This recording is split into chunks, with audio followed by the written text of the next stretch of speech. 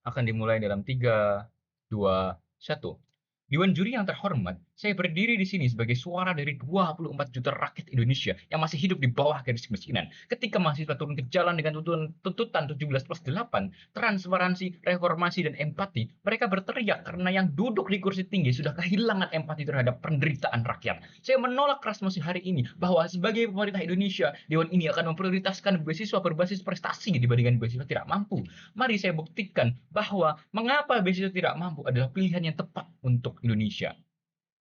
Dewan juri yang terhormat, apa yang akan terjadi jika elit politik sibuk menaikkan tunjangan perubahan ketika 50 juta per bulan, sementara hampir 1 juta mahasiswa KIP kuliah berjuang dengan anggaran pas-pasan 13,9 triliun rupiah. Anak cerdas dari keluarga miskin bukan tidak berprestasi, mereka tidak punya privilege, mereka tidak memiliki kesempatan untuk menunjukkan prestasinya. Ketika anak kaya les privat di kota besar ikut olimpiade, anak miskin bekerja sambil belajar dengan fasilitas seadanya. Data menunjukkan bahwa penerima KIP kuliah memiliki IPK di atas 3,0, di atas standar yang diberikan oleh pemberi beasiswa yang di Kementerian Pendidikan. Mereka adalah aset bangsa yang hanya perlu kesempatan. Anak petani yang ayahnya terkena PHK massal, anak buruh yang ibunya bekerja 12 jam demi menyambung hidup, anak nelayan yang di pelosok, yang sekolahnya tidak punya lab komputer. Mereka inilah tanggung jawab negara yang sesungguhnya. Mengapa? Karena salah satu tujuan nasional bangsa adalah mencerdaskan kehidupan bangsa. Beasiswa berprestasi, ya, besar kemungkinan diraih oleh mereka yang sudah memiliki akses pendidikan berkualitas dan dukungan keluarga. Bukankah ini memperlebar jarak kesenjangan yang sudah menganga, yang sudah terlalu lebar? Persentase kemiskinan daerah pedesaan sebesar 11,64%, hampir 2 kali lipat daripada yang ada di perkotaan, yakni 6,66%. Di Papua, Kalimantan, Nusa Tenggara Timur, berapa banyak anak cerdas yang bermimpi kuliah namun terhalang oleh biaya dan akses. Jika kita prioritaskan beasiswa berprestasi, universitas akan didominasi mahasiswa dari kota besar, sementara suara dari pelosok negeri semakin terkubur. Indonesia kehilangan keberagaman perspektifnya. Ketika Indonesia dihantam 12 demonstrasi besar sepanjang 2025, itu bukan tanpa alasan. Rakyat berteriak karena kesenjangan semakin melebar, karena yang berkuasa kehilangan koneksi dengan realitas kemiskinan. Setiap tahun tertunda, ribuan anak cerdas dari keluarga miskin putus asa. Ketika kepala keluarga tiba-tiba meninggal atau PHK, yang pertama dikorbankan adalah pendidikan anak. Sebagai anak laki-laki pertama dalam keluarga, kita adalah tulang punggung keluarga, kita adalah pengganti dari kepala keluarga. Beasiswa prestasi tidak akan dapat menyelamatkan mereka. Hanya beasiswa berbasis tidak mampu yang akan mengerti, yang akan memprioritaskan mereka apapun yang terjadi. Mengapa beasiswa tidak mampu itu lebih penting? Karena yang pertama keadilan sosial. Pancasila sila kelima, keadilan sosial bagi seluruh rakyat Indonesia. Bukankah kita adil jika kita memberi lebih banyak kepada yang sudah memiliki?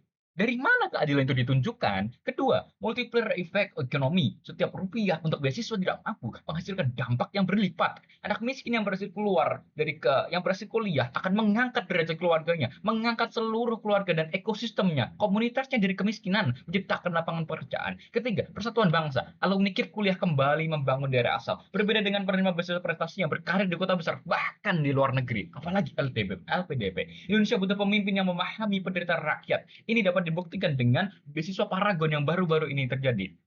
Ada dua jenis beasiswa. Yang pertama, kepada yang excellent atau yang sangat berprestasi. Mereka tidak diwajibkan untuk membuat di motivation letter bagaimana atau apa kontribusi yang akan diberikan untuk Indonesia ke depannya. Tetapi untuk jenis elevate yang ditujukan kepada yang tidak mampu, yang dibuktikan dengan surat keterangan tidak mampu atau SKTM, kita harus menuliskan apa yang akan kita lakukan, kontribusi yang akan kita berikan untuk bangsa Indonesia. Ini sudah menunjukkan perbedaan yang signifikan perlakuan antara keduanya dan juga impact yang akan diberikan kepada bangsa Indonesia.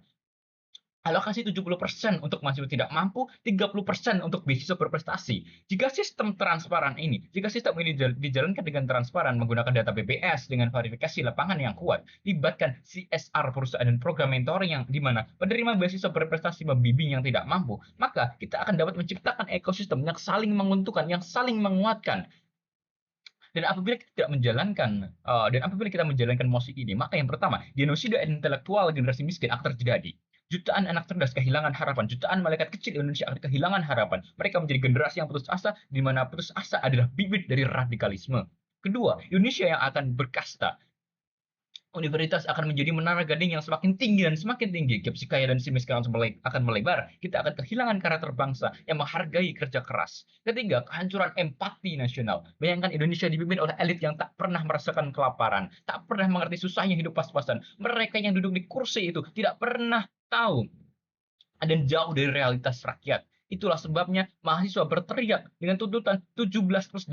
Mereka mendesak transparansi, reformasi, dan yang terpenting empati. Hadirin yang saya hormati, Dewan Juri yang terhormat, ketika mahasiswa mengawal tuntutan 17+8, mereka tidak hanya meminta perubahan, mereka meminta empati. Mereka berteriak, lihatlah kami, dengar penderitaan rakyat. 24 juta rakyat miskin memandang kita dengan penuh harap. Hampir sejuta mahasiswa KIP kuliah membuktikan kemiskinan bukan penghalang prestasi. Mereka hanya butuh kesempatan. Mereka hanya butuh dipercaya. Mari kita pilih berempati. Mari kita prioritaskan BSW tidak mampu. Karena bangsa yang besar diukur bukan dari seberapa tinggi yang tertinggi, tapi seberapa terangkat yang terendah. Indonesia untuk semua, bukan Indonesia untuk segelintir yang beruntung. Terima kasih.